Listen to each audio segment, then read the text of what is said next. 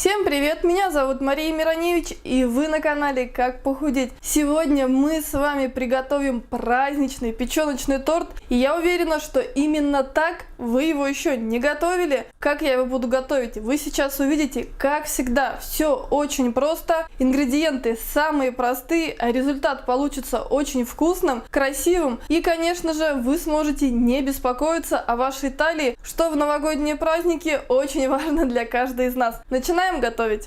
Первым делом я нарезаю капусту. Капуста у меня 250 граммов, и наша задача нарезать капусту очень-очень мелко, что, собственно говоря, я и делаю.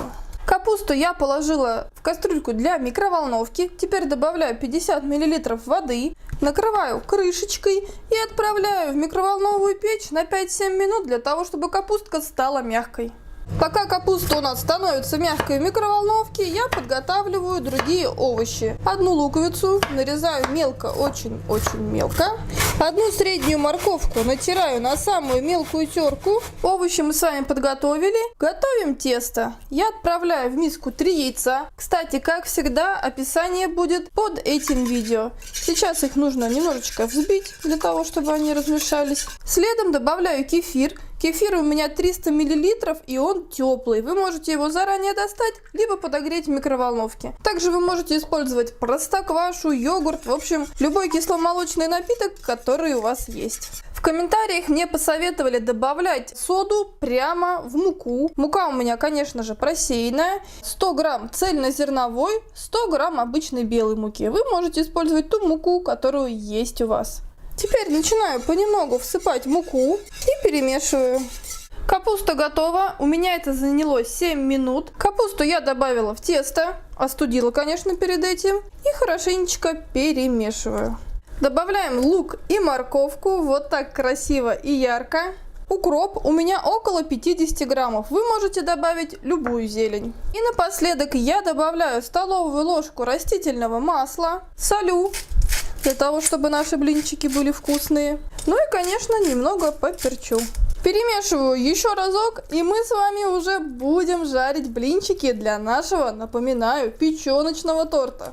Для того, чтобы пожарить наши блинчики, я сковородку уже поставила на самый минимальный огонь и добавила 1 чайную ложку растительного масла. Больше не нужно, этого количества хватит для всего приготовления. Ждем, пока сковорода разогреется, и начинаем жарить наши блинчики. Масло уже разогрелось. Отправляем наш первый блинчик на сковородочку. Вы видите, он шкварчит, и прямо с помощью половника помогаем ему распределиться. Теста, если не хватает немного, можно добавить. В этом нет ничего страшного. Нам нужен красивый, ровный блинчик. Накрываю его крышкой и готовлю на самом медленном огне около 2 минут. Мы видим, что лепешка наша, блинчик отлично поднялся. Здесь уже почти сухо, значит, самое время его перевернуть. Сначала аккуратненько прохожусь по краям. Наш румяный блинчик я перевернула, накрываю крышкой, и через минутку он будет готов. Итак, прошло около 1,5 минут. Вот такой блинчик у нас уже готов. Я его сейчас перекладываю на тарелочку и таким образом пережарю все блинчики. Вот они, красавчики. Из такого количества продуктов у меня получилось 6 отличных румяных блинчиков. Я их уже остудила, а это значит, что мы сейчас с вами начнем собирать наш печеночный тортик. Чтобы торт получился все-таки печеночным, я на наш блин отправляю щедрую ложку печеночного паштета, который приготовила заранее. Ссылку на рецепт приготовления такого вкусного паштета из куриной печени вы увидите в правом верхнем углу. Обязательно посмотрите и приготовьте. Таким образом, каждый вкусный овощной блинчик я буду смазывать вкусным печеночным паштетом, и у нас получится просто восхитительный печеночный торт, который вы обязательно должны попробовать. Ну а я перестаю говорить и закончу приготовление тортика. Слой за слоем кладем блинчики. Огромный плюс именно такого способа приготовления, что начинка никуда не денется, она не потечет, потому что это паштет, и когда мы уберем его в холодильник настояться на часочек, ну или можно даже на ночь убрать, то просто паштет застынет, и торт получится очень вкусным, красивым, ну и подходящим для тех людей, которые ведут здоровый образ жизни. Итак, мы с вами уже на заключительном этапе, и верхний, последний слой. Это не печеночный паштет, это наш домашний соус, который мы используем вместо майонеза. Я его тоже приготовила заранее. Есть видео, где мы готовим 10 разных соусов вместо майонеза. Ссылка на него появится в правом верхнем углу. И так как у нас тортик не простой, а праздничный, щедро посыпаем его гранатом, будет очень красиво, вкусно и ярко. Итак, я украсила гранатом. Сразу он стал выглядеть на мой вкус очень празднично, нарядно, аппетитно. Хочется его попробовать, что мы сейчас, конечно же, и сделаем. Отрежем кусочек нашего вкусного и необычного печеночного торта.